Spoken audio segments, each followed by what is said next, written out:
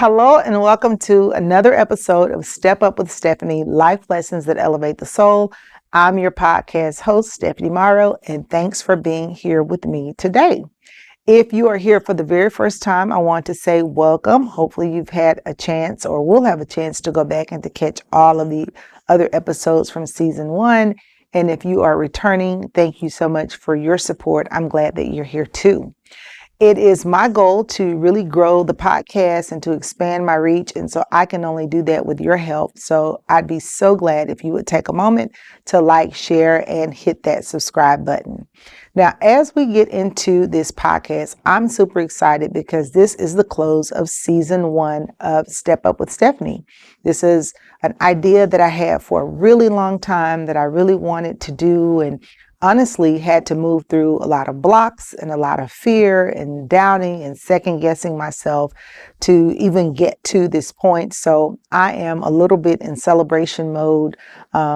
This podcast is airing right at New Year's Eve as we're moving out of 2023 and into 2024. So there's a lot going on, and I'm really, really excited about the progress that I've made just this year and doing some of the things that I set out to do. And this podcast was one of them. I'm already looking forward to season 2 and planning for it. And so it's just a good time. And so for this segment, I really want to reflect on some of the lessons that I really learned over 2023. Some of them are new lessons. Some of them are old lessons that came back up for me.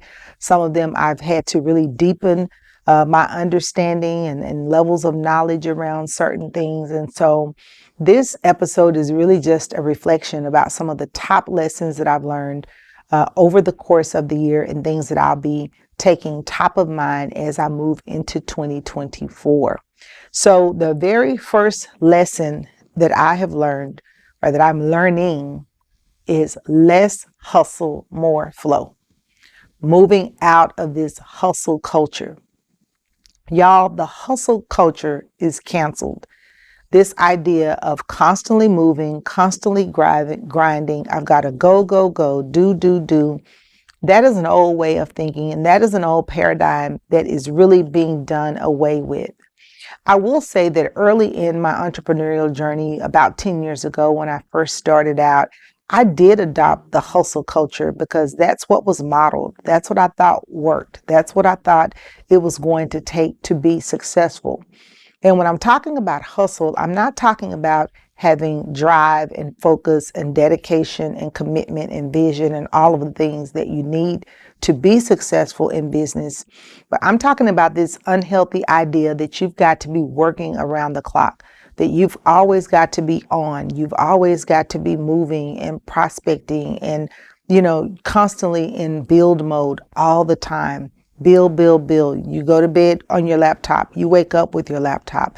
No days off, team, no sleep, all of these things that we tell ourselves, specifically as it relates to entrepreneurship. And I don't hold that truth anymore. I don't hold that as something that I'm willing to do. So I'm moving out of the hustle and into the flow. And to me, the flow is about being in alignment and really having this set point that will attract the things to me that I want to see and do and experience and have, not only in my business, but in my life in general. So lesson number 1, less hustle, more flow. The next thing that I want to talk a little bit about is this idea of changing the channel. And so if you think about a television, if you're sitting there watching TV and something comes across the TV and you don't like it, what do? You get the remote and you change the channel. That is something that I've learned to do and that I'm learning to do. If there are things that are happening around me or in my experience or in my life and I don't like it, I have the right, I have the responsibility, and I have the agency to change the channel. You can change the channel at any given time. You can change the trajectory. If you don't like where you're going, I love it. Les Brown says, turn around and go the other way. Like we're not stuck. We're not, all the stories that we tell ourselves that the reality that we have is just what it is. And, there's nothing else that could ever be. It's simply not true. If you don't like the direction that things are headed, or if you don't like where you are, now it is going to be a process, but you do have the agency and you do have all of the tools that you need to really change that. You might have to seek some help. You might have to seek some support or get some coaching or training around how to make that happen. But you can change the channel on your life. I'll give you just a quick example. This year, I was part of an investment club, a class that I took about really learning how to invest in cryptocurrency. And like, I'm no, teacher or trainer or anything like that, but I took the class and I learned a lot. I didn't like the idea that I'm only working for money. I need to really understand how can I get money to work for me. So I didn't know that. So I had to go seek some support. I had to invest in some coaching and into some education. And I did that. So I am changing the channel of my financial future by just a few small actions that I've taken, and very, proud to report that my initial investment has, it's on the upswing. So I'm very, very excited about that. So take control of those things in your life. Take control of those things that are not moving in the direction. Grab that remote and change the channel. You get to do that. The next lesson that I want to talk about is really learning how to advocate for myself. And it's not that I've been soft or that I haven't done that in times past. This year, something really rose up in me, and I understood about being very proactive. When I advocated for myself in times past, it had always been reactive. But proactively, how do you get out ahead of things and advocate for what it is that you really want? So I've just finished reading a book about secrets of six-figure women, and it's all of these stories of 6 and 7-figure women, business owners and consultants, and just a wide array of women. And one of the commonalities that all of these high achieving women had in common was that they learned to advocate for themselves.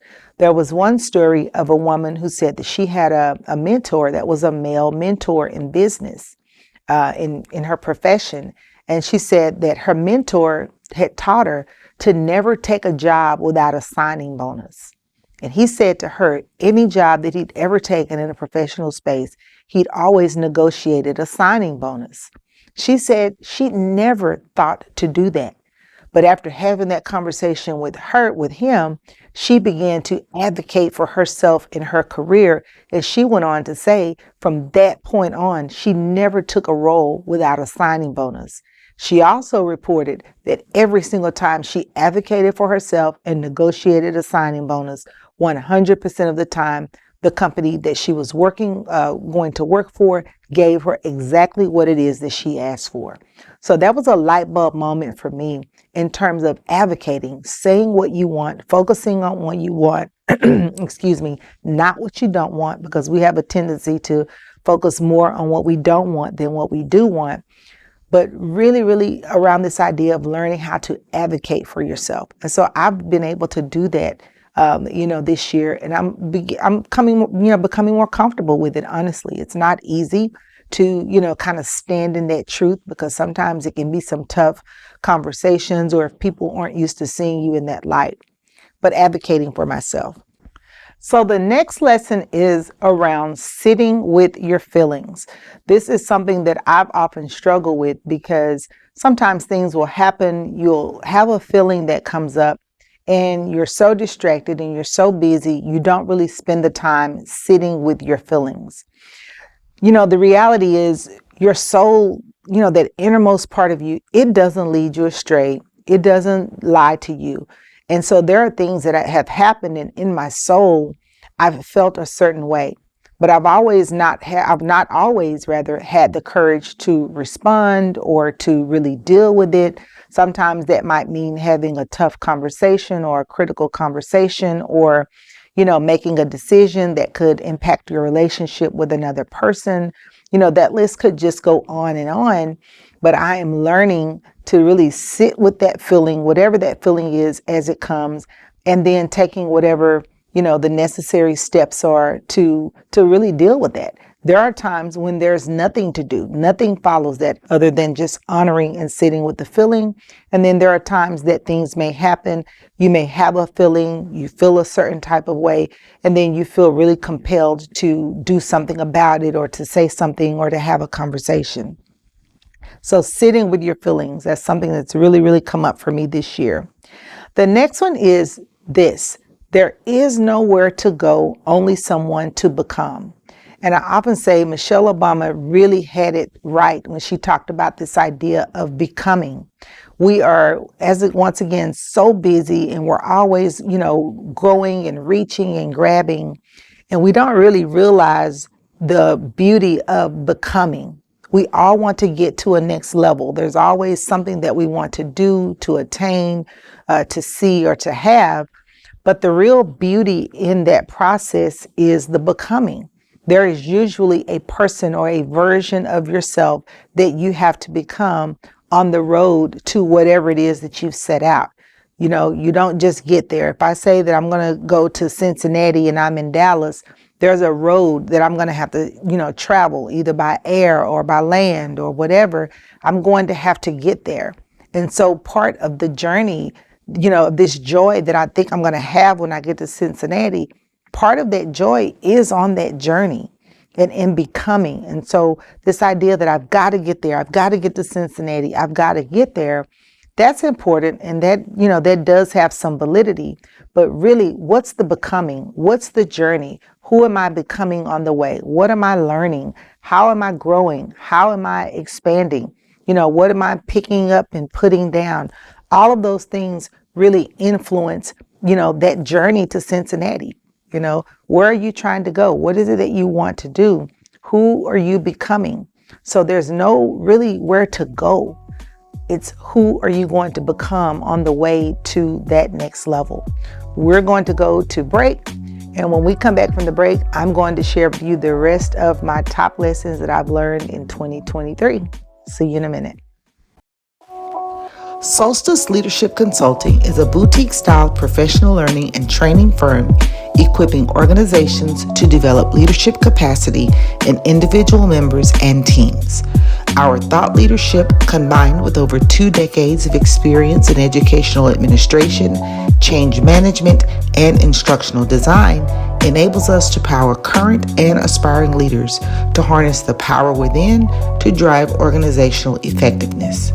The vision is to create a world where leadership is synonymous with authenticity, compassion, and purpose. Our mission is to cultivate a dedication to leadership that transcends conventional managerial methods. Interested in working with Solstice Leadership Consulting? Visit us today at stephaniemorrow.com. All right, so welcome back. Let's get on to the next lesson. That is going to be inspiration over motivation. Now, when we think about doing things that we've been inspired to do, or those things that we feel led to do, to me, they generate a different feeling than the things that we feel motivated to do. Inspiration says, I feel led to do this. Motivation says, I need to do this. And need can be very, very disempowering. I'll go back to a few years ago when I started in my previous brand. I had the Making History in Heels movement, and I really loved that work and did it for 5 years. And so a lot of times I felt more motivation than inspiration. I did feel led, but I also felt like there was a need to do that work. And so sometimes with a need, you have some type of expectation attached to the outcome. Whereas when we're dealing with things that we feel inspired to do, we are detached from the outcome. So I'll tell you that over a period of 5 years with that work, I honored many, many women. It was a great time, lots of net connecting, I met a lot of great people and, honoring a lot of the achievements of women. But when I sit back and I reflect on that work in terms of outcomes, a lot did not come out of that work. Yes, I met some great people, but after all of those years and all of the work, it became very laborious. And what I found is that what I was putting into it, I was not getting out of it. And so a lot of times, some of the women that were honored never even really supported the work the following year. And that wasn't necessarily the expectation. There was never an expectation that they would do that. But there was always a part of me that, I feel a lot around the law of reciprocity. So you would often think that if you would give something, that you might get something in return. And that wasn't happening. And so, as I said, that work became very overwhelming. COVID happened and it really literally just kind of washed all of those things away. And so as a result, there came, a new work, a new level of inspiration. And so in this iteration of my work in business, I'm only doing the things that I feel led to do, not the things that I feel motivated to do, not the things that where there is going to be some expectation or some outcome or, some exchange. Only those things that I feel led to give, to do. And guess what? The end goal is detachment. I will do it and there's no expected outcome. Even this podcast, I said at the very beginning of this journey, this was therapy for me. This is something that I wanted to do for me. Yes, I'm hopeful to share it with you and hope that it inspires you and that it resonates with you, but it's for me. So I put it out there, I do it, and whatever comes of it, comes of it. It doesn't mean that I don't market it or promote it or want it to do well. But in reality, if there are 20 views or 2,000 views, that's not what motivates the work. I feel inspired to do the work, and I will continue to do it until I don't feel that level of inspiration anymore, or I feel led to do something else. So the next lesson is really around learning to play the gratitude game. I can tell you that more good has come into my life as a result of practicing gratitude, probably more so than anything else. And it is a practice. That's why I said to practice gratitude. It is a daily practice. And just getting in gratitude, there is just an immense amount of things going on in the world around us. And it can be very difficult at times to remain grateful. But I guarantee you, and sometimes you've got to do a little bit of, resetting and recalibrating. But if you would just find something to be grateful for and make gratitude your set point, even in something that appears to be, a setback or something doesn't go your way. And it doesn't mean that you're not human and that you don't face disappointment or things like that. Once again, sit with those feelings as they come. But overall, finding a space and a place, even in those things, to have a level of gratitude and to really have that practice be a part of your daily life and just really your set point, your disposition. It's the opposite of that person that I talked about in another episode that's constantly complaining instead of, really practicing and showing that gratitude. And it is a game. So, sometimes I will, just really turn the faucet on around gratitude and go on, what we call a rampage around gratitude. And not long after, there's something else that will come into my existence or my experience for which I can show more gratitude. So learn the gratitude game. It's a game changer. This next lesson came up. I read this the other day and it really stuck out with me. And as I was making a list and preparing this for this podcast with top 10 lessons, I thought I have to include this one. And it's about practicing for your future, getting on that wavelength and the vibration of where it is that you want to go, what you want to experience, see, do, and have in your future. Oftentimes we are in a current reality that is very different from the future that we want to experience. And it can be very, very difficult to really see ourselves in that future state. But practicing for your future is so important. That can simply mean, being in the spaces or the places that you want to be, or whatever that looks like. I don't know. Maybe it's a, high level dining, elevated dining experiences that you like to have. I don't know. When I go into some places, sometimes my vibration is just instantly raised just by what's happening in the place, the conversation, the people that, that are there. Seeing yourself in certain states and seeing yourself in certain ways, it's going to be super duper important that you practice and that you put yourself in those environments and that you practice. Test driving the car of the dream that you have, right? A few years back, I had a car on a vision board that I wanted. And I swear, I literally was practicing for my future.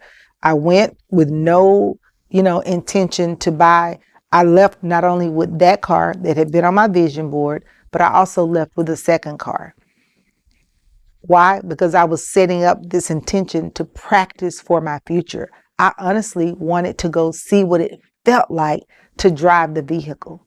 I didn't really have the money at the time or, any of those things, but I wanted to be in the space. I wanted to try it on, right? It's like trying on a pair of shoes. You don't want to just buy a pair of shoes without trying them on. So it was my way of practicing for my future, but it turned out that reality shifted very quickly right there on the spot within a matter of a few hours. So learn to practice with your future and not just with material things. This works for those intangible things as well, or those intangible things that we want to really experience. This next lesson is very, very important. And I've, get a little pushback from people rather when we talk about it. But it's this idea of applying pressure and support at the same time. And I do this with myself when I'm pushing myself and when I'm stretching myself to do something new or to do something different or to do something that scares me. So there is a way that you can apply pressure, right? Not to a breaking point or not to the point of burnout, but applying pressure to yourself, but also giving yourself support, giving yourself space and grace. Hey, this is a new place. This is a new environment. You've never been here before. You've never done this. This learning curve is steep. This is all of the self-talk that I'm happening, but I'm also holding myself accountable. And the other part of that self-talk is, if not now, when? If you don't do it, then who will? Right? So you're putting this pressure, in a healthy way, but you're pressuring yourself, but you're also giving yourself the support that you're going to need to achieve or attain whatever the goal is that is before you. So learning to find this delicate balance between pressure and support. The next lesson is about learning how to gently reach for the next level. A lot of times we want to go from 1 to 10, and there's a lot that comes between that. And so what does that look like in practice? You have $0, but you want to be a millionaire. So there's a lot of levels to that. You usually don't go from 0 to a million. You might go from 0 to maybe creating something that's generating 4 figures. And then maybe you go from 4 to 5, or you go to 5, you go here. Like, there are going to be levels. And so when we set out to go too far, too fast, we put resistance on our path. And so to say that you're going to go from here to there and nowhere in between, it's probably going to bring some resistance and really, really impact the way that you feel about that process. So learn how to gently reach for more. Set those small goals. Yes, they're stretch goals, but set small goals for yourself so that you don't become discouraged or disenchanted when you don't go from 1 or from 0 to 10 overnight. So learn how to gently reach for more. The next lesson is around transmuting fear into fuel. There are so many things that I have done afraid. I'm doing this podcast afraid. I'm launching my business afraid. But it's important that fear turns into fuel. And that fear, you understand, is really just a part of that process. You're not going to probably do anything significant in life without having some level of fear. Oprah always talks about when she started the OWN network. Oprah Winfrey, billionaire Oprah Winfrey, had fear when she started her network. She'd done a lot of other things and had achieved a lot of success, but she had not successfully owned and operated her own network. And to hear her talk about the fear that she had of launching out into that work, could she do it? Would she do it? Would people support it? All of the self-talk. Could you imagine Oprah having negative self-talk? But she talks about it, that fear that she had. But she allowed that fear to now become fuel, and it really fueled the fire. And that is what, she used and she did to do what we all see and know and love today as the OWN network and the OWN magazine and everything else that's a part of that brand. So fear is a natural part, but learn to transmute it and to use it as fuel.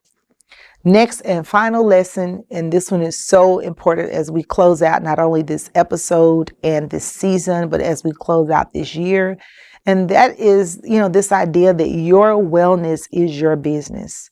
No one is going to pursue wellness on your behalf. People love you and they mean well and they have the greatest intentions, but your well-being and your wellness is your responsibility. It's not your spouse's or your partner's.